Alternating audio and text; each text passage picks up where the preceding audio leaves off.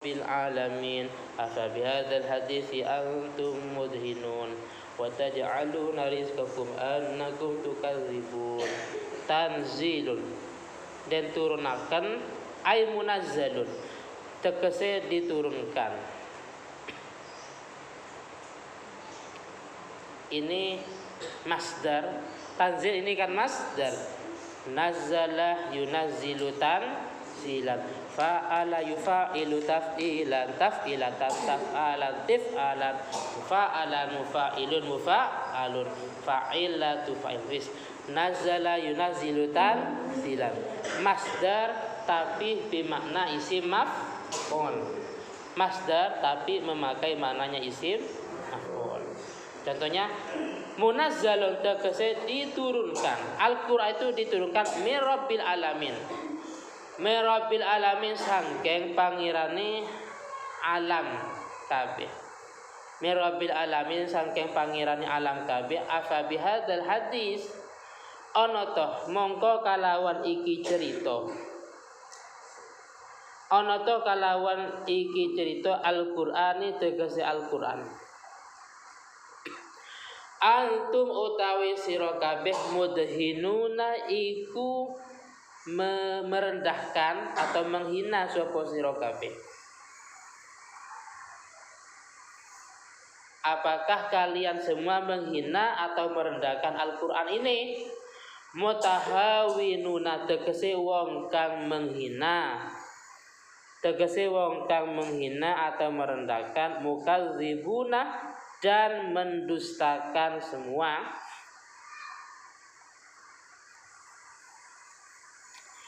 Wa taj'aluna lan tatiaken sapa sira kabeh. Wa taj'aluna lan tatiaken sapa sira kabeh rizqakum ing rezekine sira kabeh. Minal matori saking udan.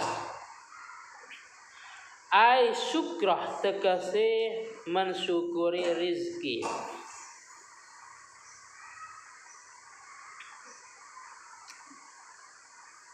Innakum apa anakum?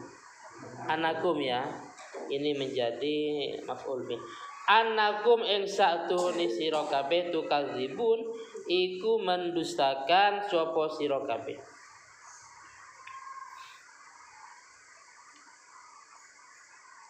Mendustakan bisuk ya bisuk ya Allahi kalawan siramani Allah Ta'ala.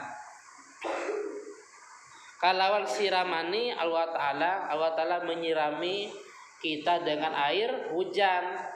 Mendustakan dengan ucapan hai sukultum ing dalem sekirane ngucap sapa sira kabeh.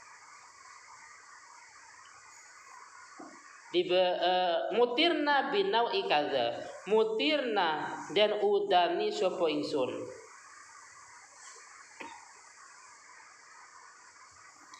Mutirna dan udani sapa ingsun binau ikaza kalawan dengan cara ini, binau ikaza kalawan dengan cara ini. Jadi naudzubillah termasuk mendustakan hujan itu nikmat dari Allah Ta'ala. Ketika hujan mengatakan hujan ini sebenarnya hujan gara-gara kita dengan cara seperti ini. Sebagaimana kasus yang terjadi di zamannya Syekh Maulana Ishaq. Sudah tahu ceritanya? Masa gak tahu ya? Jadi Chandra, dulu sebelum Syekh Maulana Ishaq ya kan di tanah Jawa ini, ketika lama enggak hujan, para pendeta itu ingin ya hujan. Jadi para pendeta itu mengorbankan para perempuan, minta bantuan kepada dewa hujannya, minta bantuan pada dewa hujan. Jadi mengorbankan perempuan, wanita disembelih, dihadiahkan, dikorbankan untuk dewa hujan. Sudah menghabiskan beberapa wanita, tapi tetap juga tidak hujan. Jadi pendeta mengorbankan perempuan disembelih, sedangkan masyarakat itu semuanya ya kalau sekarang mungkin seperti mereka joget atau bagaimana, tapi dengan membaca mantra-mantra umpamanya, telanjang semuanya. tapi nggak telanjang bulat tuh. Artinya laki-laki perempuan semuanya gabung dalam satu tempat melaksanakan ritual mempersembahkan wanita yang masih gadis disembelih untuk dewa hujan. Korbannya sudah banyak tapi juga belum hujan. Akhirnya datanglah beliau Syekh Maulana Malik Ibrahim atau Sunan Gresik. Beliau datang dan dengan cara yang halus beliau menyampaikan hujan gak mungkin bisa kalau dengan cara seperti itu. Akhirnya secara ringkas, ringkas intinya beliau ingin membantu menurunkan hujan dengan cara sholat istisqa. Akhirnya ketika hujan mereka mengklaim itu sihir. Ini kok hujan sihir? Langsung beliau menjawab, sihir itu sangat dilarang dan tidak diperkenankan dalam agama kami. Jadi semuanya hujan memang semata-mata dari pemberi Allah Ta'ala. Singkat cerita akhirnya mereka semuanya memeluk agama Islam. Jadi dulu seperti itu sebelum Wali Songo ya kan. Jadi ingin hujan mengorbankan para perempuan lewat pendeta mereka dan melaksanakan ritual-ritual umpamanya. Nah, hal semacam itu termasuk kategori ini annakum tukadzibuna. Jadi mereka meyakini hujan itu dengan cara seperti ini umpamanya memberi persembahan kepada dewa hujan. Nah, itu namanya alhamdulillah, itu namanya kufur. Falaula idza balawatil hulqum wa antum hina idzin tanzurun. Falaula idza balagat mongko ana toh ora nalaikani temeka. Falaula sama fahala maknanya sama ya. Mongko ana toh apa ora tatkalane temeka. Fahala dilewati karena maknanya sama dengan falaula. Mongko ono toh apa ora ida balawat nalaikani temoko.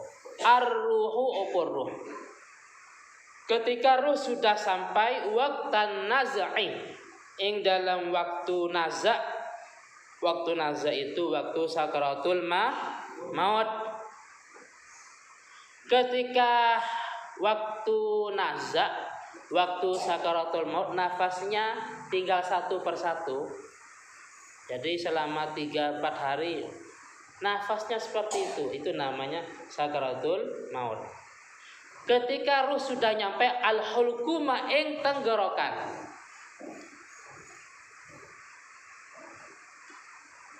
Jadi nafas sudah di tenggorokan, ruh maksudnya. Ruh itu sudah di tenggorokan. Wa utawi hulqum, definisi tenggorokan ada definisinya.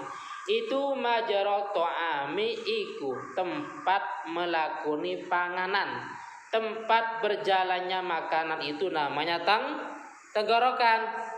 Paham ya? Paham Udin? Udin minum es ya, minum teh poci umpamanya. Teh poci itu lewat mana? Lewat paham ya? Terus Udin makan nasi uduk umpamanya. Atau nasi pecel umpamanya. Nasi pecel itu ke perut, masak dari mulut langsung ke perut. Mesti lewat itu definisi hulqum, tenggorokan. Lah sekarang permasalahannya ketika orang dalam sakaratul maut atau nazak. Jadi malaikat itu ketika mencabut nyawa seorang, ruh seorang itu bisa jahat bisa enggak. Malaikat jahat ketika mencabut ruhnya orang jahat. Apa artinya jahat? Disiksa. Dicabut, dikembalikan lagi. Terus dicabut lagi dan seterusnya. Paham ya? Dikembalikan, dicabut dan seterusnya. Akhirnya sudah diinformasikan si A ini meninggal, terus hidup lagi. Sudah 5 bahkan 1 minggu itu tersiksa di atas kasur. Kenapa? Malaikat itu membuat mainan ini, ruhnya si A ini. Kenapa? Karena si A selama hidupnya sering menyakiti orang lain umpamanya, ya kan? Paham ya? Berarti malaikat mendatangi orang semacam ini juga dalam kondisi jahat. Tapi sebaliknya ketika mendatangi orang solehnya, orang soleh, ahli sedekah, ahli baca Al-Quran, ahli ta'awun, membantu orang lain, malaikat sungkan ya. Malaikat maut itu sungkan untuk mencabut ruhnya. Kenapa? Ruh mau dicabut dari jalur mulut, malaikat sungkan. Kenapa? Karena mulut digunakan untuk berzikir ya.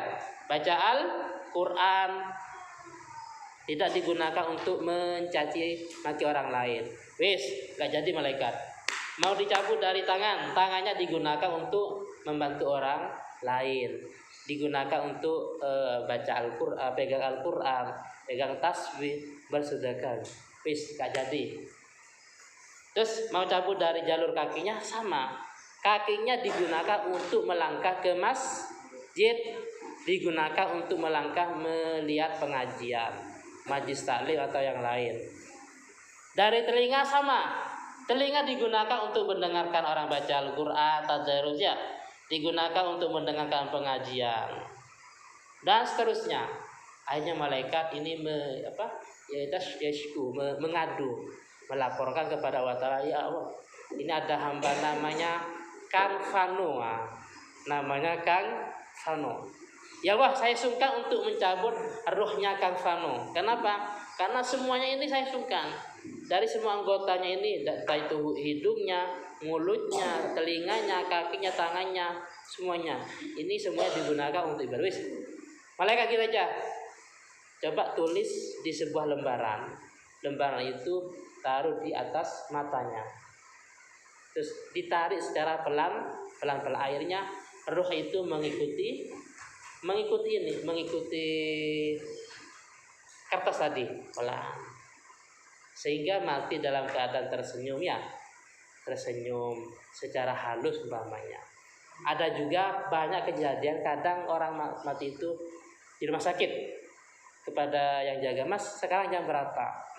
Masih jam 7 ya, sebentar lagi ada tamu. Jam 8 ada tamu. Kenapa? Karena malaikat maut sudah berindikasi. Saya datang jam 8 umpamanya. Jadi malaikat maut sudah memberi informasi. Malaikat maut datang dengan sopan, dengan minta izin, dengan memakai wangi-wangiannya. Kadang kan langsung wangi semua satu ruangan. Oh, berarti itu malaikat maut.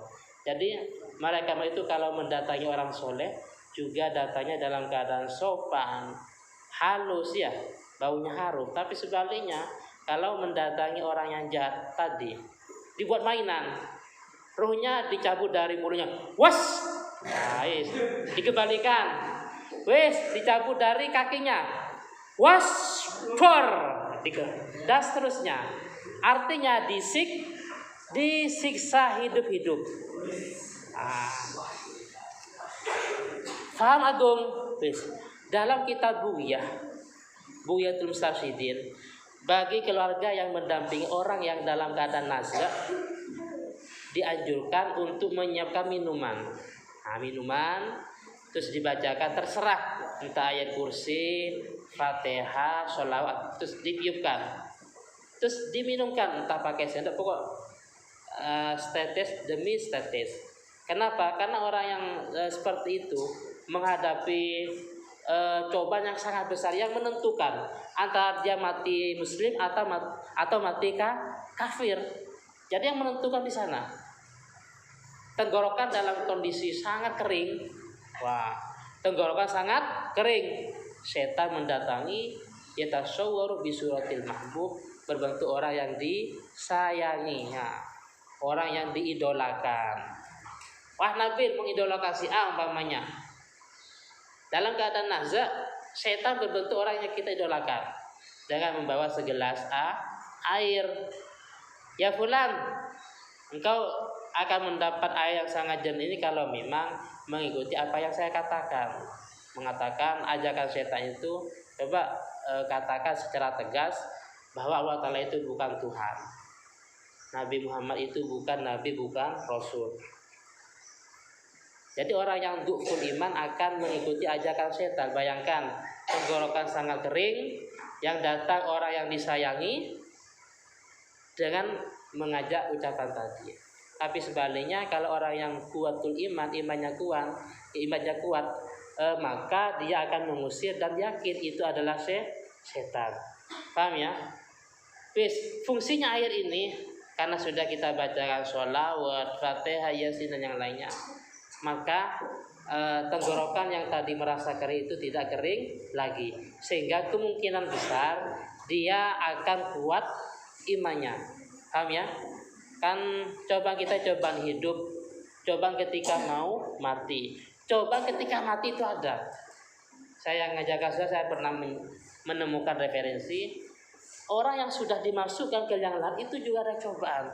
Setan mendampingi. Sekiranya orang yang dimasukkan ke liang lahat itu tidak bisa menjawab pertanyaan malaikat mungkar dan nakir, jadi masih ada cobaan. Tapi ini wakilah, ada minoritas ulama yang mengatakan seperti itu. Jadi coba yang menentukan ketika nazar atau ketika sakaratul maut. Paham ya? Jadi kalau keluarganya di rumah sakit waktu sakaratul maut atau ya, jangan nangis ya. Jangan nangis, jangan ngobrol, tapi baca apa terus ditiupkan ke air. Ini ada dalam kitab Ruyatul Mustarsyidin seperti itu. Terus selanjutnya laini wa antum hale utawi sira kabeh ya hadiril mayyit. Wa antum hale utawi sira kabeh ya hadir wong kang nekani ing mayit, orang-orang yang mendatangi mayit. Hina idin ing dalam nalaikane diangkatnya ruh atau dicabutnya ruh, tanduruna iku padha ningali sapa sira kabeh ilaihi maring mayit, cuma bisa melihat. Wa nahnu hale utawi ingsun, kata Allah Ta'ala, sedangkan saya itu aqrabu, itu lebih dekat, ilaihi maring mayit minkum, ketimbang sira kabeh. Saya itu lebih dekat bil ilmi kalawan mengetahui, walakin akan tetapi la tubsiruna ora ningali sapa sira kabeh. Minal basirati sangking peningal hati, pandangan hati. Ai la ta'lamuna, ai tegese la ta'lamuna ora weruh sapa sira kabeh dalika ing mengkono-mengkono aqrabu,